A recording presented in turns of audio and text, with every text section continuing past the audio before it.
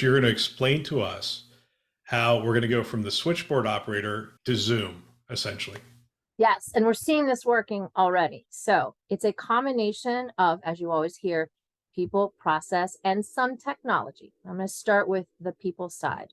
I want you to think about human resources and what human resources looked like decades ago when it was just starting up. Employees weren't yet viewed as a critical asset to an organization. But once we realize that employees are important, you start to see new processes and new roles and new technology. And the most important change that we saw was that HR started showing up in every job description. And how did they do that? Because everyone already had full-time jobs and everyone was already busy.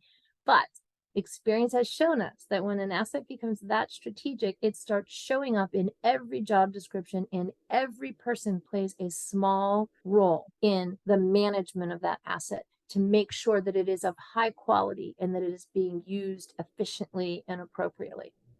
So we are using a divide and conquer methodology on the people side and engaging your entire workforce in a small data role. And they come in all shapes and sizes. You've got business folks who are experts on data collection and what data means out there in the primary functions that a business performs. You've got IT people that are experts on your data sources. And then you have analytics folks that are experts on all your reporting. So there's a lot of ways that you can engage people and take just a piece of everyone and begin to scale. And I'm going to give you one perfect example. At UPMC, we gave someone who worked in admissions for a long time, we gave her the business term patient name. Go define patient name in our business glossary for the entire organization. And she already had a full-time job, but in her own time, she made a call down to the emergency room and learned about how they handle patients that come in with no identity. Do we use Jane Doe, John Doe? Is there some numbering scheme? Because we need to document that somewhere so that the secondary users of data know that when they see Jane Doe and John Doe, perhaps that's not their real name. Then she spent some time up in the maternity ward and had the same conversation about new babies that aren't named yet. Do we use baby boy, baby girl?